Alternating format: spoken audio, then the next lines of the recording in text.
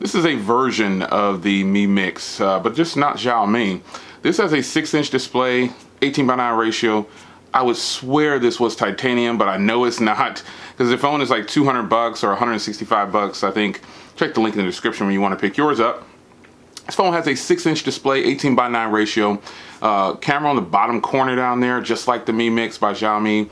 Dual camera setup on the back. Now the thing about these cameras is they have a telephoto lens like the iPhone, so it's got really good zoom and it stays close on the footage. So I started with the cameras because I wanted to show you the quality of this phone. And the cameras really shine bright. And it's amazing how premium this phone feels for such a low cost. Now, the internals of this phone may not be a Snapdragon 835, not even a Snapdragon 821, but if benchmarks are not something that's top on the list for you, this will be a great pickup. Now, I'm not saying this is a slow phone, because this phone has 6 gigs of RAM and 64 gigs onboard storage with a Helio processor, and that processor flies. I haven't had any problems with the device slowing down on me over the 2 to 3 weeks that I've had this phone. It's been a joy to use. The speaker on the bottom, though, I'm not going to say that this phone is flawless. The speaker on the bottom is kind of hollow, depending on what you're playing, but it is loud. That's the thing. I guess you can't have it all. So with the speaker sounding kind of funny, you might want to put in some headphones, and the quality that comes from this phone, I don't know if this phone has a DAC or not, but it sure sounds good.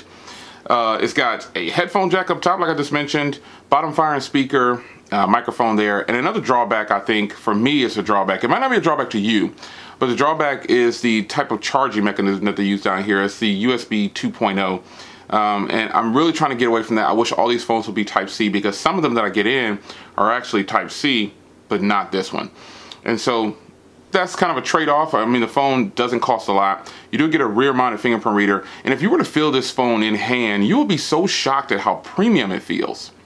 Now, this is an 18:9 ratio, so you know that pinch to zoom feature that you get on Samsung phones? This is the first of the brands that are not in the US that I've seen actually has that functionality. So I think that's really hot. So how's it been using this phone? Battery life obviously is stellar.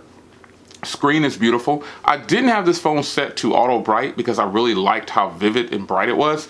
So I left it there. But overall, the experience has been really good. The last drawback is that there's no LTE for the US. On T-Mobile, I'm getting Edge. I'll let you see here. And, you know, it is what it is. Let me tap to focus that. There you go. You see I'm getting Edge, and, you know, that's a huge drawback. But if you're willing to deal with that Edge and stay on Wi-Fi while you're at home, you're going to be set. Because that's what I do. I just turned off Wi-Fi. The Edge isn't bad. It's just that it's Edge, and we're at 4G heading into 5G, 5th generation long-term evolution, for those that don't know what the LTE stands for, and 4th generation is where we're at right now.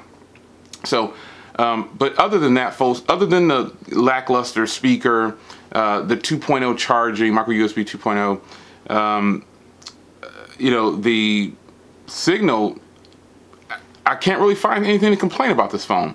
It has 6 gigs of RAM, and it's just not a phone that's made for the US. However, the phone works in the US. You just don't get LTE.